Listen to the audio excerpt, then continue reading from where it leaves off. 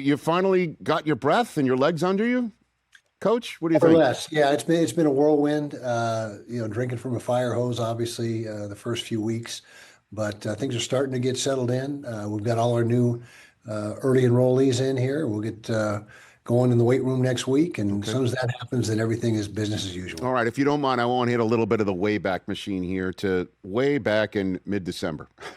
And I'm sure you've heard this from a bunch of Michigan folk like myself that are basically throwing themselves at you, thankful that you are in our world.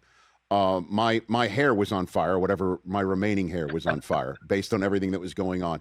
And then I read on my phone an alert that you were leaving Utah, retiring. And I'm like, wait a minute, what in the world is this? Because I immediately thought there could be some sort of rescue plan for our program through you. Were you still thinking of coaching on that day that I'm reading this on my phone, Coach? I was. I felt like I had some gas in the tank, and that's why I didn't use the word retire. It was a step down situation at Utah. I just felt the time was right. We're coming off a really good year, and I'd been there a long time, and felt that maybe it was time for the program to have a new voice, a new leader. We had named our defensive coordinator, Morgan Scally, the coach in waiting, probably about a year and a half prior to that. So I thought, hey, let's end on a positive and not be that guy that wears out his welcome. Okay, and so in that regard, were you reaching out to Michigan at that point? You know what? I don't know what the first contact was through my agent. And so Sure. It was shortly thereafter when I stepped down that he said, hey, do you have interest in Michigan? And I said, who wouldn't? I mean, it's the top 5 job in the country. And really you can count on one hand the number of schools that I would have been interested in, because I was not completely bent and determined that, hey, I got to keep coaching. But for the right situation, I was more than willing to listen. And this is absolutely the right situation here. Why do you think? Why is it a right situation Michigan. for you? It's Michigan. Like I said, a top 5 job, excellent athletes, phenomenal tradition, resources. You got it all here. I mean, I was strolling through the building there just back in October, brought my youngest son to the game against Wisconsin. And I mean, the facilities there are nothing like they used to be. It's beautiful. There's a lot going on there. And I'm wondering what you thought of also when I saw you and your wife walk through the big house after you went through Chrysler watching the hoops team. You went across the street and went in the football stadium. What was striking you when you walked in there, Coach? Well, just what I said, tradition. The place reeks of tradition. It's one of the most traditional programs, if not the most in the country. The big house, and we've played there 3 times actually during my time at Utah, but to see it in that setting, with nobody there, and just it's an awesome sight.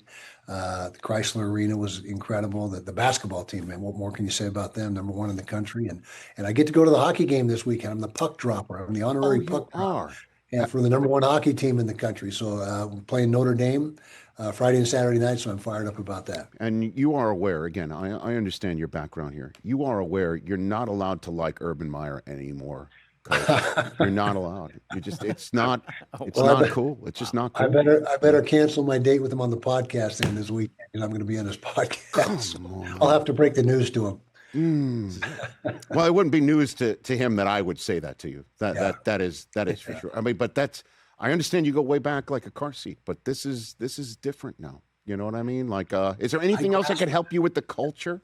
How can I help you? How can I help you?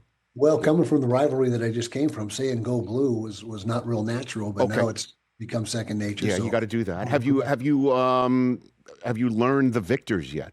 Have you learned the fight song? Yes, I've been studying it, and I can't verbatim say it word for word. Understood. It's hail to the victors, valiant. Yeah, I know. Yeah, okay, hail to the conquering heroes. You got this. We played it round the clock when we played Michigan those 3 times when I was the Did you really? To what? To get your team ready for the nonstop marching band music and things of that nature? Exactly. It must have worked because we were 3-0 against them. So had a good effect.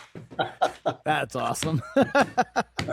So are you going to play the Ohio State fight song now? Is that the same thing? Are you going to do that or what? We may do that. We may do. We always have a little something up our sleeve, but that probably will be in the equation at some point. Okay. And again, I know I'm stooping you down to my level. It's called Little Brother. That's Michigan State, right? You got that. You got to refer to them as Little Brother. And or by the way, let me do you this favor.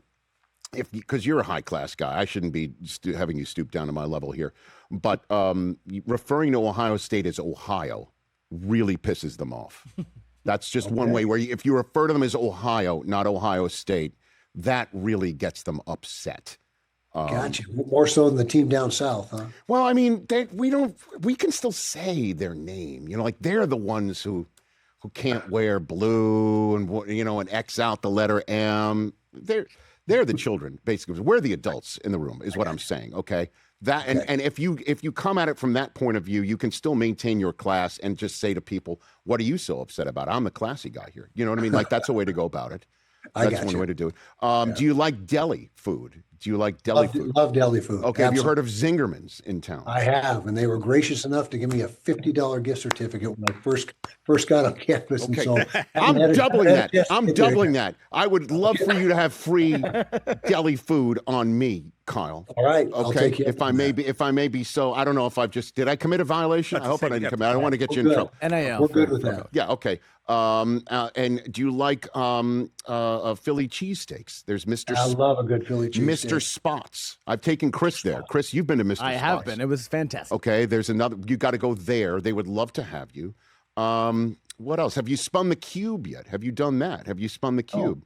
Not familiar with it. There's a cube that's right next to the Michigan Union. You spin it and it starts the university. At least that's the theory, All right. So okay. So this is the Give way. that a whirl. All right. I will give that a whirl. Listen, I cannot tell you what sort of calming influence you've had in my I literally was able to sleep better when you took the job. Have you sensed that from Michigan fans that you've come across? I got a feel for that. Yes, I got a feel that it's time to put all the drama aside and get back to the business of just football and winning football games. Nothing, and these players are to be commended. For the drama, for lack of a better word, that they've experienced the last 3 or 4 years. To go 9-3 this past season, and they've handled it very well, and they're to be commended.